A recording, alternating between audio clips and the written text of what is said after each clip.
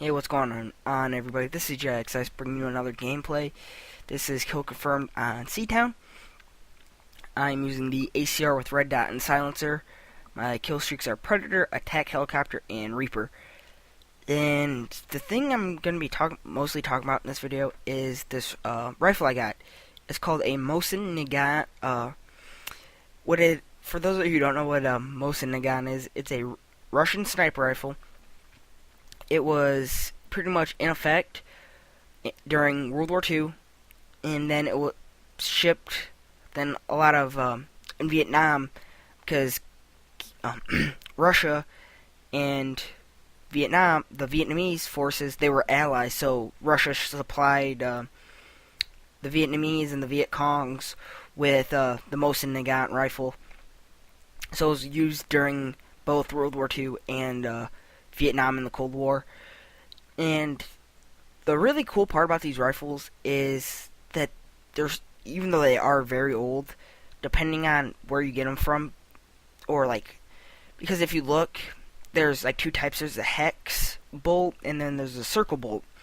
The hex bolt looks like a hexagon, like on the barrel, and the circle bolt is just kind of flat, and it's more of an oval or like a circle with like the barrel. And pretty much you have to look at the dates on them, because there's a certain time when they were just rushed and they don't work as well as the ones that are older, which I think is kind of weird. Is because you would think the ones that were made newer, they might have had better ways of making them, but I guess they were just rushed out and they didn't really let's say the one from the 40s or the 30s, post World War II, let's say it took 2 months to produce 100 rifles, but the ones after, during World War II and during Vietnam, those were rushed. They're making 1,000 in 2 weeks, so there's probably parts and stuff there now they're either missing or they're broke because they were rushed. But anyways, the one I got is from 1929, and it works so well.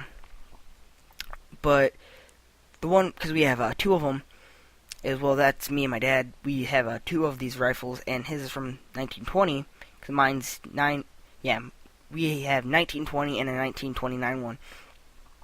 And we're shooting his, which is from 1920, and it works so well for being an 80-year-old rifle.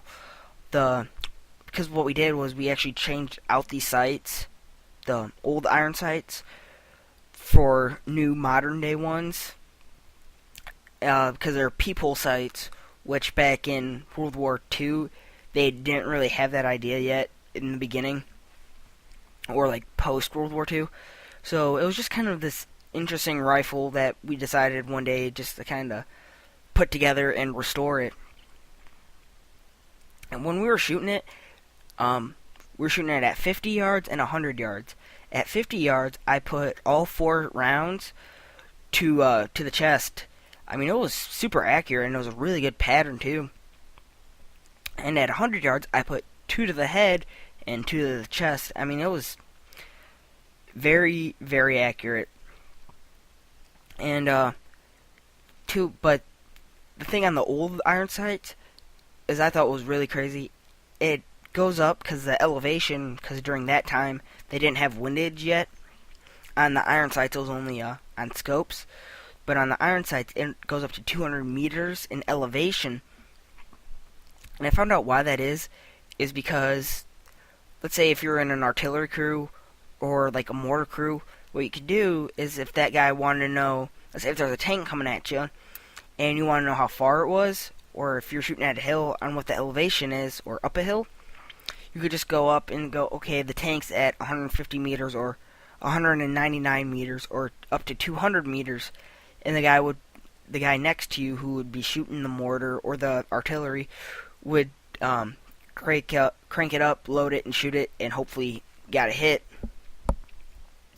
And this was really, because I've been doing a lot of research on it, and I guess during World War II, there's a guy from Finland. His name was the White Death. I mean, this guy, he didn't like scopes because he thought they gave away your position. I mean, this dude, I think it was like 150 or like 500 confirmed sniper kills without a scope. And he's shooting from anywhere from like the 200 meters or like 1,000 meters out. I mean, it is so crazy on what this guy did with this rifle.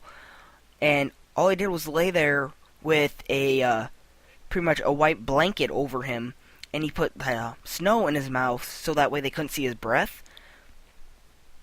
I mean, I could imagine like laying in the snow with pretty much a white blanket over you with a bunch of snow in your mouth, waiting for a bunch of I think it was Germans that he was fighting against. Yeah. And well, I know it was Germany, but I'm not sure if he was on the German side or on the, I think he was on the Nazi side, I'm not sure. But anyways, I mean, this guy would take out entire armies, and none of them knew where he was shooting from. They would send out, not these, like, four-man sniper teams. They would send out tanks, like, armies after this guy.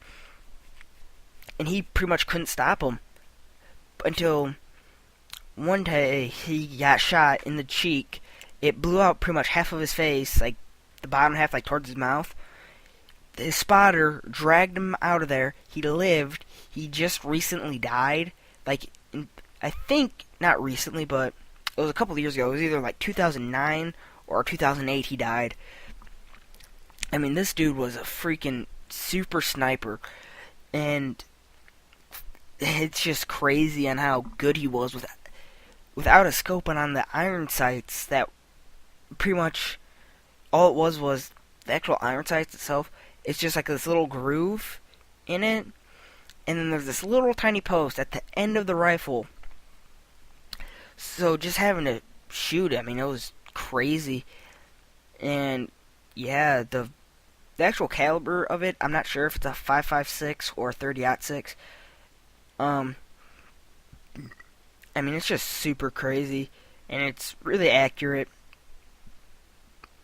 And if you guys are willing to do like a little work, or just kind of bored and like firearms and stuff, I'm not promoting firearms, but if you guys like shooting and stuff like that, or I wouldn't recommend these for trap because I know that's a lot of shotgun for like trap and skeet shooting.